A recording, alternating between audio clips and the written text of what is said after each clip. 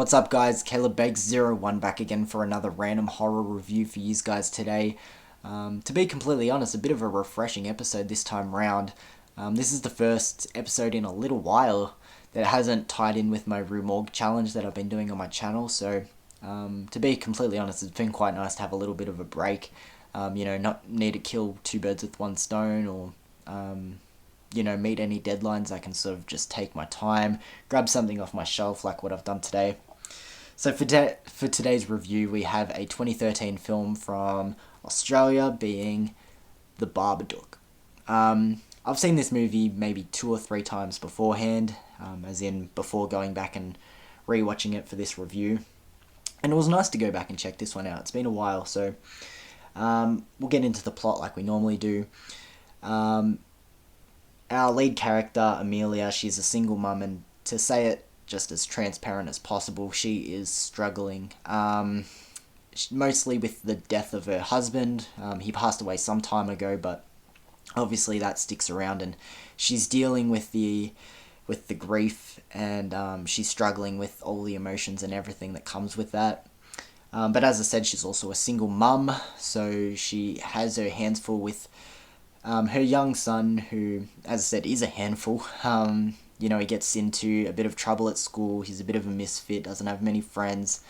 In the movie, he comes off as a bit annoying, but, that's the way that the character's meant to be.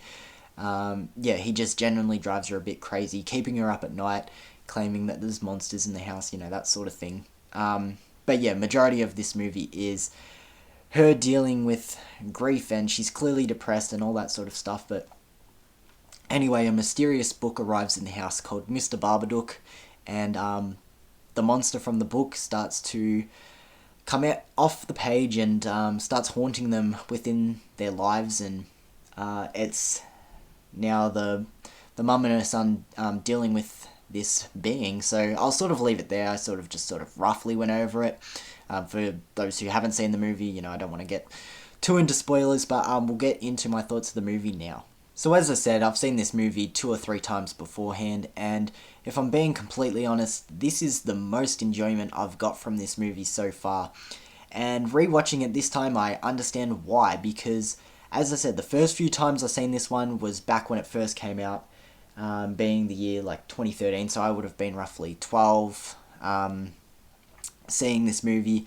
And as I said, a lot of the themes in this movie relate to grief and the emotions that come along with that. Back when I was 12, I hadn't dealt with anything like that.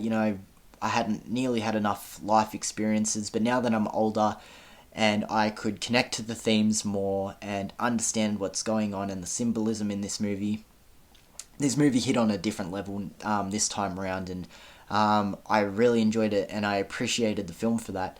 As I said, just the first few times seeing it, being so young, you don't experience the stuff that they're talking about in this movie, so I would have been sitting there waiting for monsters to come up, jump scares, and just sort of genuinely waiting for something big to happen.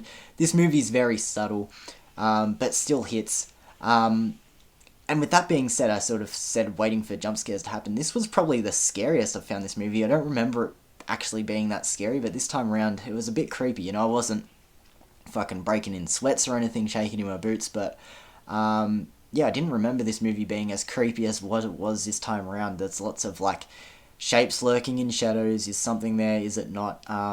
The Babadook itself is actually pretty creepy. I don't remember it being that creepy, as I said, but there was definitely some high points this time around, and it was good for a revisit. The acting in this movie is definitely solid, but I do want to highlight our lead, who is played by Essie Davis. As I said, she plays our lead single mum, Amelia, and she fucking smashes it out of the park. She really just takes this role by the horns, and the way she portrays being a mum and struggling with being a single mum and grieving, and just the emotion that she shows in this movie, it's fucking top notch. And I'm not sure if I've seen her in anything else, but she definitely fucking destroys this role. But another talking point of this movie that a lot of people talk about is the annoying son. I just want to firstly say, when I talk about this annoying son. It's nothing to do with the child actor. He actually does a very good job. But a lot of people remember this movie for the son being very annoying, which he is. He's very annoying, and I understand that he's deliberately annoying and that he's meant to be annoying, but that doesn't make him not annoying. The kid is still annoying as fuck. But I understand, like, obviously, as I said, I understand why he's meant to be annoying and why his character is like that. But I don't think it's a turn off for this movie, guys. You should still check it out, because I feel like a lot of people would have, heard this movie and people say, oh, the kid's annoying, and that would have scared them off. The kid is a good child actor, as I said. It's just the way his character is, and he's meant to be like that, but yeah, don't be scared off like that. As I said, I still find him annoying, but I'm willing to put that aside because it pushes the story forward, it pushes the themes forward, and yeah, really puts good emotion in between these two characters, because really they're the two characters that the Babadook is following and haunting and getting in the minds of. So yeah, I think the acting in this movie is very solid from, I would say, both of our leads.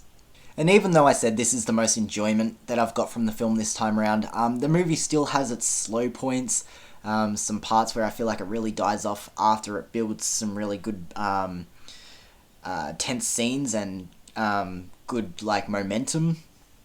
Yeah, there's just some scenes where it dies off and it's a little bit slow, and by the end, there are little parts that leaves me desiring more, but overall, as I said, this is one I definitely would recommend checking out, and I'm so happy that I did revisit it. I contemplated chucking it on, but I pushed the button and committed to it because, as I said, it's been a long time since I've seen this one, and genuinely, I think most people would agree that this movie's pretty solid, so, I thought, let's do it again, let's chuck it on and see if I change my opinion, and I really did, because as I said, I enjoyed it a lot this time around. So let's get into my rating for this one. For the Babadook from 2013, I'm going to give it a solid 7.5, really close to an 8. This movie is really solid, and I think if I give it a little bit more time and revisit it further down the track, it probably will go up for me, because, as I said, if I reviewed this movie, as I said, however long, 9 years ago when this movie came out, I probably would have given it like a 4 if I'm being honest, because as I said, back then I just wanted scares and everything, but where this movie really hits is the themes and the symbolism for grief and dealing with it, and all the emotion that comes with that. That's where the movie really shines, and now that I'm older and I've dealt with more life experiences, this movie could connect with me on that level, so I'm so happy I went back and checked this one out, and I recommend you guys do it too, The Babadook. So as I said, The Babadook is 7.5. I'm actually really excited to check out the director's other film. I believe it's called like Nightingale. I've heard that one's actually probably better than this one. That's what I've heard from most people. They've also said it's really brutal. I want to check out that movie. Yeah, I've heard it's pretty good, so hopefully I can get around to that. But thank you guys for joining me again for a random horror review. As I said, having a break from tying it in with my Rue Morgue challenge. I'm not sure if you guys even care for the episodes that are tied in with the Rue Morgue challenge, but I'm just going to thank everyone who keeps joining me for my videos and liking and subscribing, and especially the people that comment as well. I'm enjoying chatting with people in the comments, but thank you again for joining me for an episode, guys, and I'll hopefully see you guys soon. Thanks.